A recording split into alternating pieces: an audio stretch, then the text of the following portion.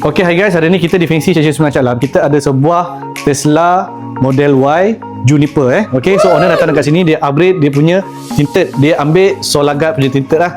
Okay, so korang pun tahulah, macam kita bagi tahu sebelum ni, Solagat punya tinted adalah the best in the world lah. Okay, so owner ambil di bahagian depan LX punya Solagat lah. Okay, di bahagian tepi dan juga sunroof dia ambil Black Phantom punya. Okay, so korang boleh nampak dekat sini, sangat-sangat cantik and then premium lah dia punya kereta. Okay, so dekat belakang korang boleh nampak sangat-sangat gelap lah. Okay, sebab apa? Ramai juga yang tanya, bang, pasang tinted gelap-gelap ni, Solagat punya, cerah tak cerah dia punya dalam?